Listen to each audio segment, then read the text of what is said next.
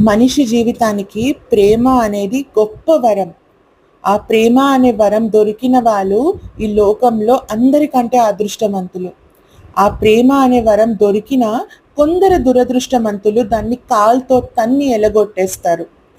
ఒక అమ్మాయి ఒక అబ్బాయిని చాలా ప్రేమిస్తుంది.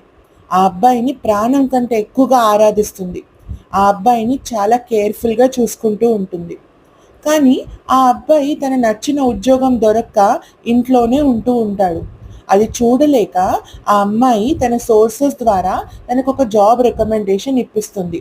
కానీ ఈ అబ్బాయికి చెప్పదు. ఎందుకంటే తనకి కొంచెం సెల్ఫ్ రెస్పెక్ట్ ఎక్కువగా కాబట్టి తను హర్ట్ అవుతాడని చెప్పదు. ఆ అబ్బాయి ఆ ఇంటర్వ్యూకి వెళ్తాడు. అండ్ తన టాలెంట్ వల్లనే తను సెలెక్ట్ అవుతాడు. మంచిగా ఉద్యోగం చేసుకుంటూ ఉంటాడు. తన ప్రాబ్లమ్స్ అన్నీ తీర్చుకుంటూ ఉంటాడు. కానీ ఒకరోజు ఆ అబ్బాయికి ఆ అమ్మాయి వల్లనే ఉద్యోగం వచ్చింది అని తెలుస్తుంది. అప్పుడు ఆ అమ్మాయి తన కాళ్ళ మీద పడి సారీ చెప్పినా గూడా తన కాలుతో తనని తన్నేసి వెళ్ళిపోతాడు.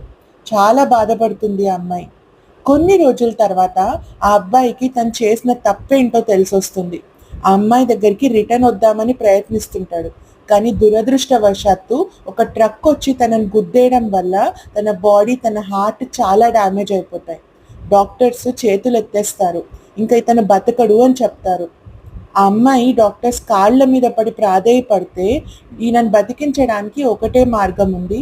ఎవరైనా బ్రెయిన్ డెడ్ అయిన పర్సన్ కానీ, చావబోయే పర్సన్ మా దగ్గరికి వస్తే, ఆ పర్సన్ హార్ట్ తనకి బ్లడ్ గ్రూప్ మ్యాచ్ అవుతే, మేము దాన్ని ట్రాన్స్‌ప్లాంట్ చేయగలుగుతాము అని చెప్తారు.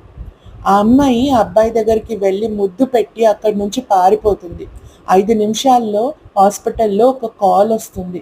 ఇప్పుడే బ్రెయిన్ డెడ్ అయి చనిపోయిన ఒక బాడీ మాకు దొరికింది. దాని నుంచి హార్ట్ తీసి ట్రాన్స్‌ప్లాంట్ చేయొచ్చు అని. అలా ఆ అబ్బాయి బతుకుతాడు.